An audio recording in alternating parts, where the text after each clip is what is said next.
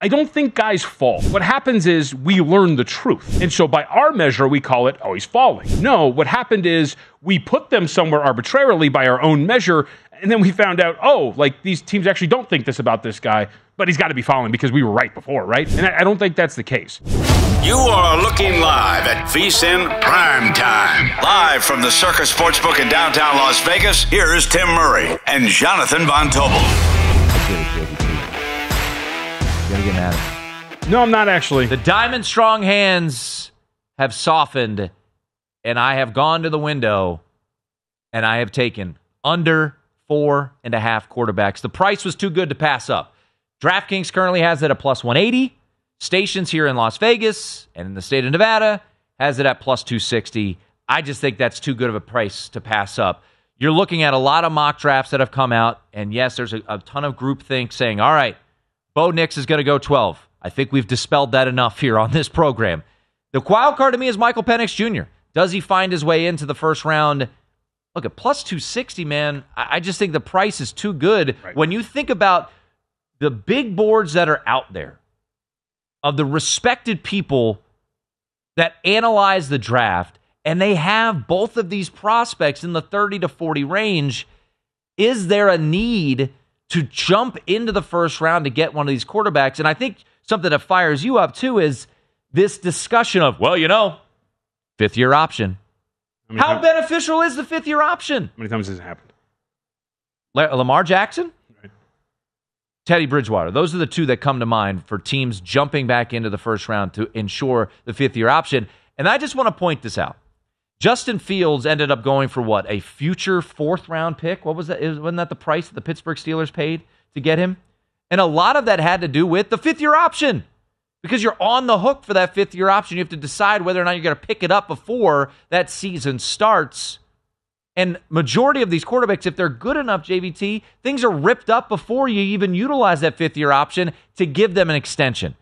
I really believe, and we've talked about it a lot on this show, the fifth-year option is so overblown. So at plus 260, I think that price is too good. So I've unleashed the hands, and I put it in the portfolio under 4.5 quarterbacks. No, and actually, I'm going to join you. I think this is the time to do it. Again, the reason why is we're starting to see the shift, and I think this is the important aspect about this. You're starting to see the respected minds push back on the mock drafts that have been coming out because, hey, you just have to, right? We saw Dan Brugler in his, the Beast? Yeah, Beast, yep. Solidly. Second-round grades on both Penix and Nix. 21st overall for, J.J. McCarthy. J.J. McCarthy. Yes. For Bo Nix, he graded him as a second or third-round pick. Yep. 44th overall. Michael Penix Jr., second or third-round pick, 52nd overall. Right. So solidly in the second round.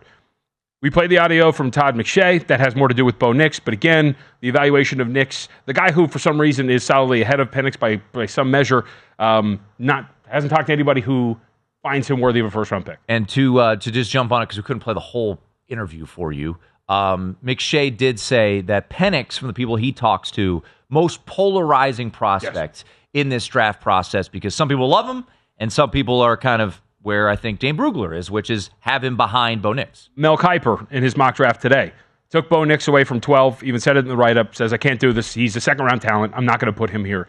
I'm paraphrasing. You can go and read Mel's mock draft. The information is now coming out more and more as we're getting closer to the draft, because this is what happens. And this is the other thing that bugs me. I don't think, this is my belief at least, I don't think guys fall. What happens is we learn the truth. And so by our measure, we call it, oh, he's falling. No, what happened is we put them somewhere arbitrarily by our own measure, and then we found out, oh, like these teams actually don't think this about this guy, but he's got to be falling because we were right before, right? And I don't think that's the case. So I think now, to your point about betting this under now that we're starting to see it trickle out, that these guys probably aren't going to be first-round picks, guys. And yeah, sure. I mean, you said it. All right, cool. Maybe we do go 1, 2, 3, 4 quarterback because that smart GM said it, right? That doesn't mean that another quarterback's going to go.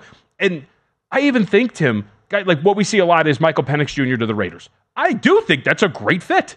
That doesn't mean that you have to do it in the first round when you as a team had one of the best defenses in the National Football League Could add an edge rusher, could add a corner, and then come back in the second round and get Michael Penix Jr., who's more than likely going to be available. So to your point, I actually think this is the right time. So I'm going to be adding it too.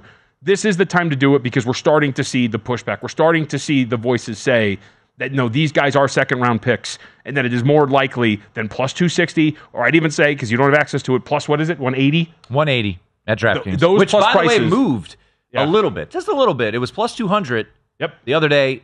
A little bit of movement towards the under. Those are all playable prices to me to bet under. So I would agree with you. I'm going to join you as well as with the portfolios. I don't know if we have our graphics to throw, but the whole portfolio for me at this point right now, Titans to draft offensive lineman with the first pick, minus 300. Over offensive lineman in the first round, 9.5 at that minus 140. Then adding Latu under 21.5. Under quarterbacks, 4.5 at plus 260. All right, yeah. Mine, Ladd McConkey, 3-1.